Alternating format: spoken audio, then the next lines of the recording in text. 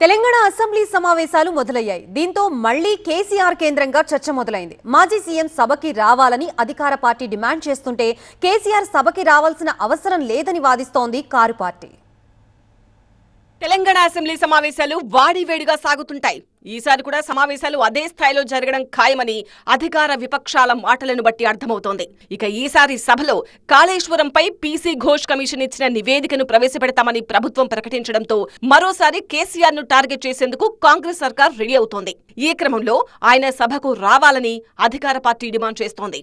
అసెంబ్లీలో కాళేశ్వరంపై చర్చ జరుగుతుందన్నారు మంత్రి కోమటిరెడ్డి వెంకటరెడ్డి. ఒకవేళ కేసీఆర్ అసెంబ్లీకి రాకపోతే తప్పు ఒప్పుకున్నట్టే అన్నారు. కాళేశ్వరంపై గొప్పగా చెప్పిన కేసీఆర్ అసెంబ్లీకొచ్చి దీనిపై వివరణ ఇవ్వాలన్నారు. సభలో అన్ని అంశాలపై చర్చ చేసేందుకు ప్రభుత్వం సిద్ధంగా ఉందన్నారు కాంగ్రెస్ ఎమ్మెల్యే ఎన్ఎం శ్రీనివాసరెడ్డి. ఇప్పటికైనా విపక్ష నేత కేసీఆర్ సభకు రావాలన్నారు. ఒకవేళ ఆయన అసెంబ్లీకి రాకపోతే బీఆర్ఎస్ నేతల్లో ఎవరో ఒకరిని ప్రతిపక్ష నేతగా ఎన్నుకొని చర్చకు సిద్ధం కావాలన్నారు. లీడర్ ఆఫ్ అపోజిషన్ ను తీసుకురండి అసెంబ్లీకి. ఒకవేళ వార్తలు ఏమొస్తున్నాయి, ఆయన రాలేకపోతున్నాడు, అరే వీల్ చైర్లో కూడా వచ్చి ఓట్లు వేసే సందర్భాలు ఉన్నాయి. మరీ నిజంగా అంత అనారోగ్య పాలైతే చెప్పండి ప్రపంచానికి. మరి అంత అనారోగ్యంగా ఉన్నప్పుడు ఆయన ఎల్ఓపిగా ఎట్లా నిర్వర్తిస్తాడు, ప్రజా సమస్యలను ఎట్లా కొట్లాడతాడు, అదన్నా చెప్పండి.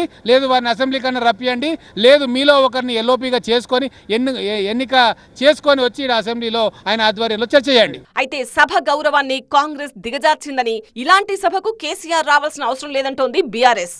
అంటే ఈరోజు దిగజారిపోయింది. శాసనసభ యొక్క గౌరవాన్ని దిగజార్చిన ప్రభుత్వం ఏదంటే ఈరోజు కాంగ్రెస్ ప్రభుత్వం ఈ సర్కార్కి వస్తుంది తప్ప ఇంకోటి కాదు. కాబట్టి ఇటువంటి దిగజారినటువంటి సభకి కేసీఆర్ గారు ఎందుకు రావాల్సిన అవసరం ఉందని అడుగుతా ఉన్నా.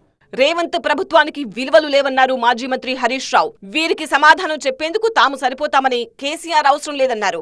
ఇన్ఫ్యాక్ట్ ఈ ప్రభుత్వానికి, ఈ ముఖ్యమంత్రికి ఒక సంకుచిత మనస్తత్వం. వీళ్ళకు మినిమం వాల్యూస్ కానీ, ఎథిక్స్ కానీ, మోరల్స్ కానీ లేవు. ఒక తెలంగాణ తెచ్చిన నాయకుడు, తెలంగాణ సాధించి ఈ రాష్ట్రాన్ని దేశంలో అభివృద్ధి పటంలో నంబర్ 1గా నిలిపిన నాయకుడు కేసీఆర్. వ్యక్తిగతంగానైతే ఇలాంటి సంకుచిత ముఖ్యమంత్రి ముందు ఆ కేసీఆర్ గారు సభకు రావడం నేనైతే అవసరం లేదని వ్యక్తిగతంగా నేను భావిస్తున్నాను. మేము సరిపోతాం లేండి, ముందు మాకు సమాధానం ఇవ్వమనండి. కాళేశ్వరం కమిషన్ నివేదికను అసెంబ్లీలో ప్రవేశపెట్టనున్న ఈ కీలక సమావేశాల్లో మరోసారి కేసీఆర్ సభకు రావాలనే అంశంపై అధికార ప్రతిపక్షాల మధ్య చర్చ మరోసారి జోరందుకుంది.